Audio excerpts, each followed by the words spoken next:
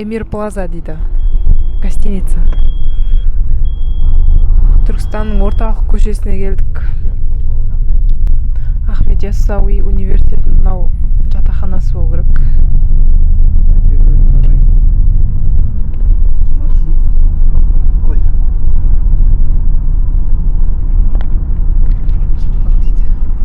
Анау емес па, алдымызда тұрған шоу арена деп тұрған.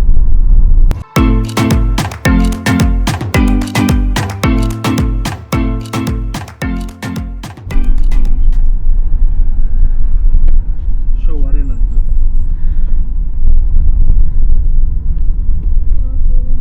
Таус дейтін бетін ана.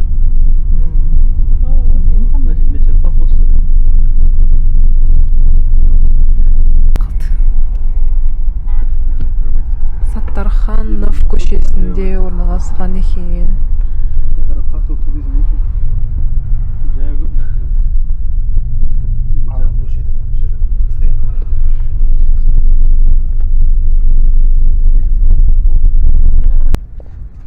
Біз машинаны парковкаға қойдық.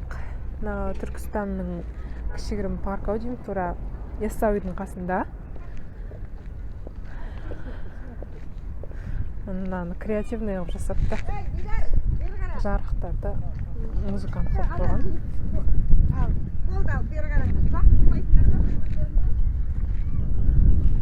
Яққа қарай өтуге болмайды екен ғой. Ар жақпен айналып келу керек па? Ана жақпен жүруге болады екен. Кеттік. Күн погода жылы болып тұр, бірақ аздап жел тұрып тұр. Біз мама екеуміз аралап жүрміз. Мына жақта Түркістан деген жазу бар, соған суретке түсеміз қазір. Мына жаққа қарай суретке түсеміз. Мына жерде Евразия қонақ үйі бар екен.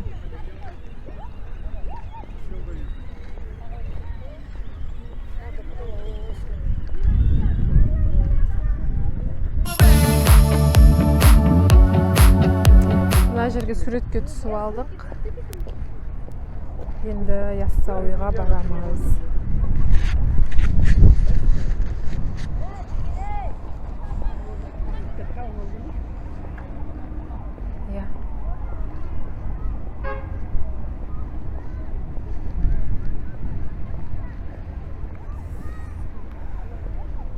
Ағаларымды тауып алу керек, олар қақта екен, өз машинада отырғанша біз күтіп.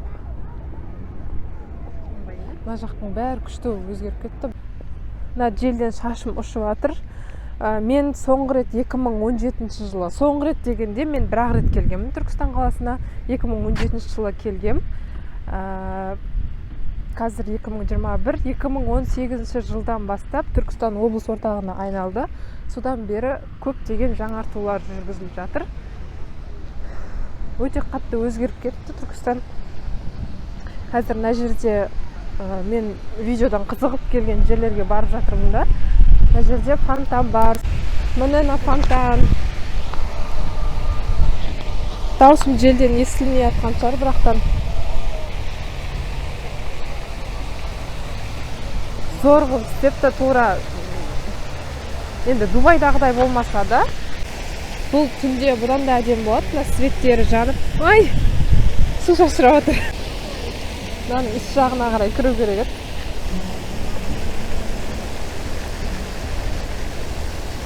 Даусының өзі құлаққа жағымды зор.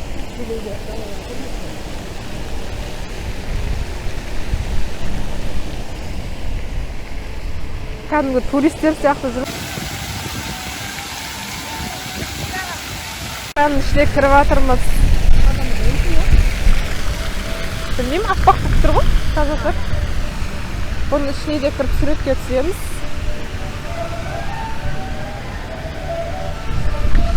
Музыка естіліп тұр ма сіздерге?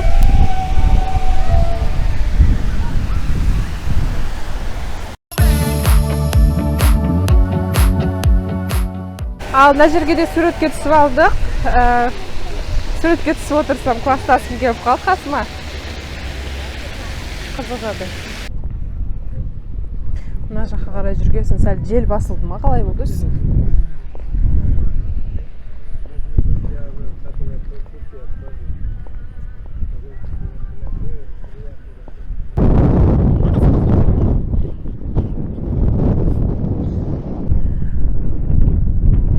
яссауиге қарай жақындап қалдық. Мен алдында келген кезімде ешқандай арыстан бабқа да яссауи кесенесіне де барған жоқпыз. Ол кезде біз тірліктерімізбен келген едік. Яссауи кесенесі өте үлкен екен, жақындаған сайын білініп жатыр. Мен бұрында тек сыртынан көрген едім, суреттерден көріп жүрдім. Білінбейтін еді, кәдімгідей үлкен екен.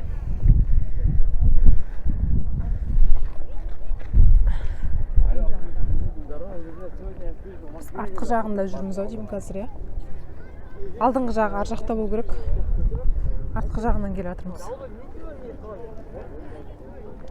Мына адамдарды көрдіңіздер ма? Тура фундаменті ма, не дейміз? Сол жерден ақ келіп тұр.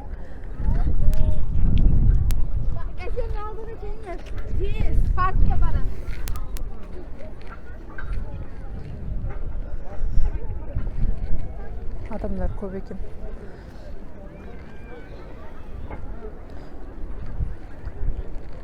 Мына қарай келдік.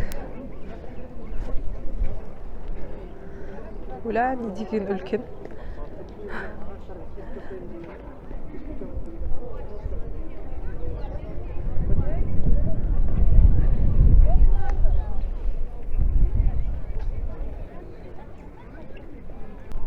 Арасында өзім те көрсетіп қояйын. Мына биіктігі. Қазір жанынан жақындап көрсетіп жүрейін.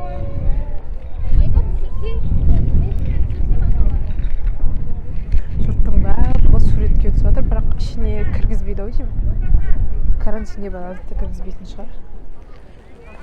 Мына фундаменті тура менің бойыммен бірдей. Осыншалықты биік екен.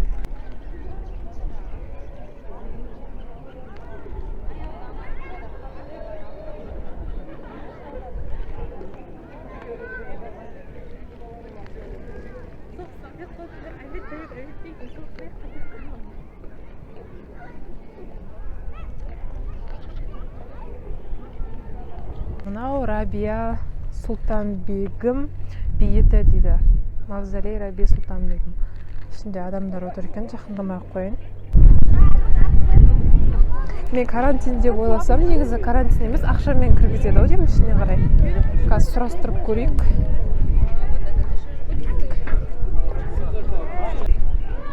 Жұрттар мына жерде суретке түсіп жатыр. Үкі.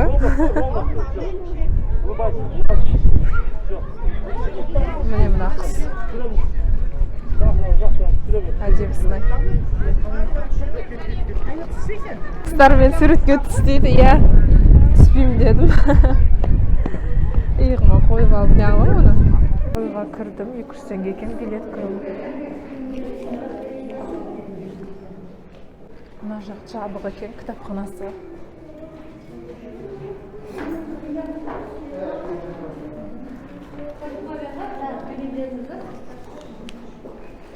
Өте салқын. Қожа Дарош Мұхаммед дейді. Ішін түсіруге рұқсат жоқ екен, бірақ түсіре алған жерлерін түсіріп жатырмын. Мына жақ асханасы.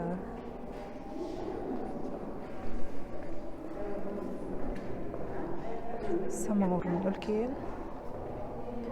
Іші өте салқын екен. Мынау қасықты бақтары.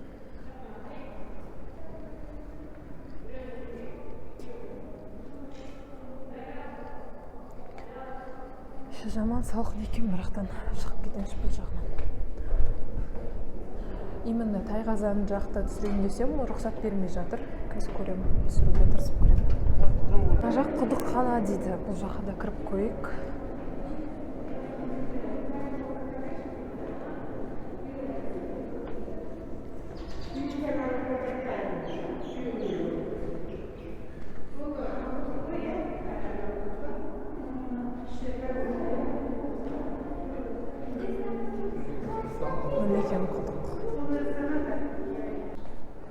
Тез түсіріп шығуға тырысып жатырмын, себебі өте салқын.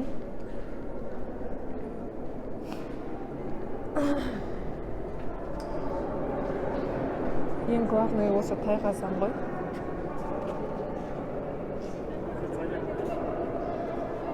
Абылай хан дәлізі дейді, ішінде адамдар бар, ішіне кірмедім.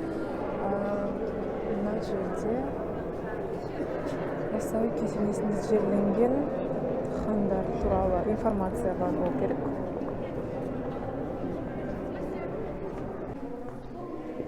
Үлкен Ақсарай деген.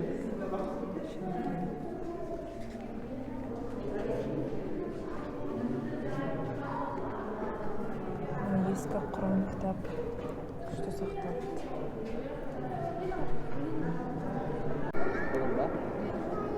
Шығып кете салам ау деймін. Что-то мен аның ішіне кіргесін камераның качествосы онша емес болып қалды. Темный болғаннан ау деймін.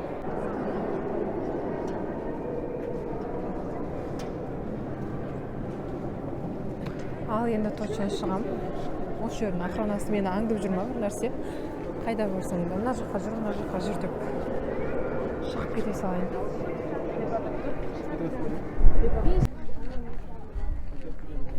Шыны негізі әдемі қылып түсірем деп ойлаған едім, бірақ түсірткізбеді дұрыстап. Мен түйеге мінуден бас тартып қалдым. Қасына келгеннен кейін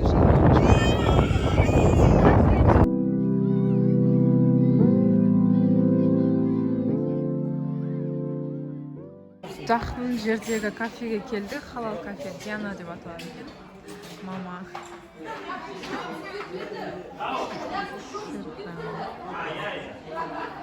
Шәден. Заказ беріп қойдық, енді заказ күтеміз. Бағаларын көрсетіп өтейін.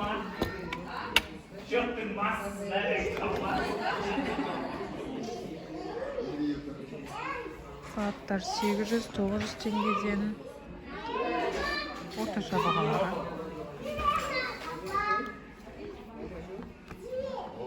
Второйлар 2,5 мың, 800-750 сияқты бағалар екен.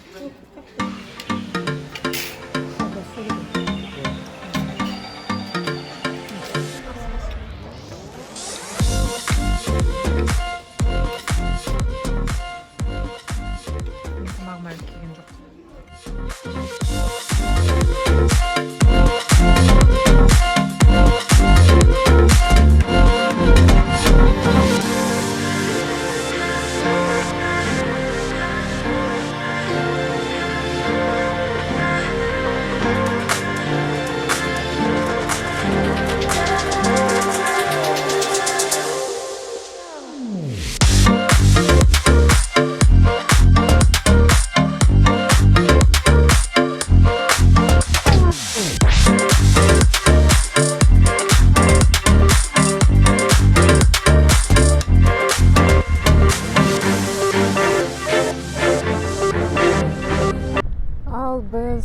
Венециядағыдай қайықпен жүретін жаққа қарай келіп жатырмыз. Уже шаршап кеттік. Мына жақта яссауи кесенесі бар, содан бері жаяу келе жатырмыз. Неке сарайы. Жаңа мен сол қайықпен жүретін жер екен деп басқа жақта түсіргем, бірақ ол емес екен. Мына жаққа қарай жүреді екенбіз. Мына жерде неке сарайының алдынан өтіп жатырмыз. Кете алмай кеттік. Уже желге қарсы жүруіміз қиын болып кетті.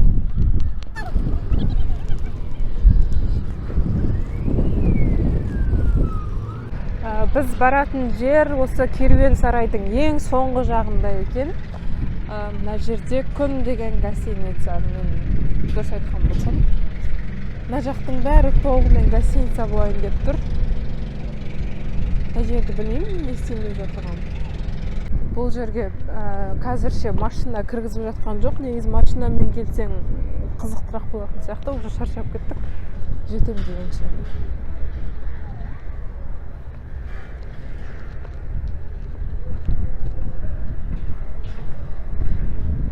Бізге осы ең соңғы жағында орналасқан деп әлі жүріп келе жатырмыз. Қатарынан істеген. Бұның барлығы не болатынын өзім түсініп тұрған жоқпын, енді пока әлі іші бітпеген да. Ана жерде Уайкики ашылған. Ашылмаған, болашақта ашылады.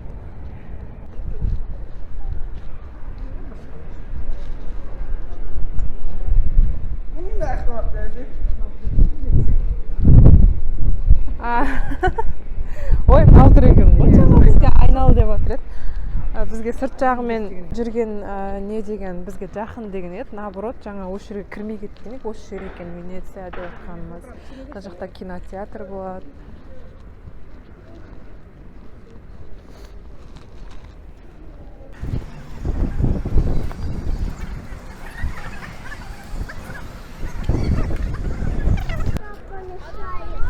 Біздің көптен күтіп жете алмай келе жатқан Венециямызға жеттік. Қазір суды көрсетейін.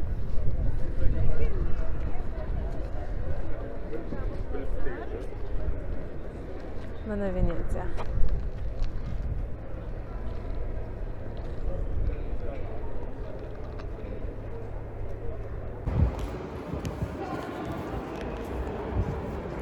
Мына жерлерде қайықпен жүрген видеосын көрген едім, бірақ бүгін ешқандай қайық жоқ. Мына жақтың бәрі Вайкики болады екен.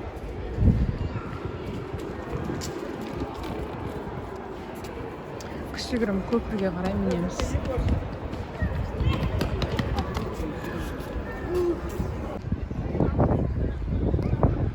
Мына жерде көпір істеп қойыпты. Басқаларынан ерекше етіп.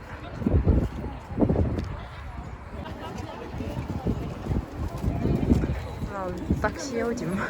Намаздан көрмеңіз, нәтеш қайны маған.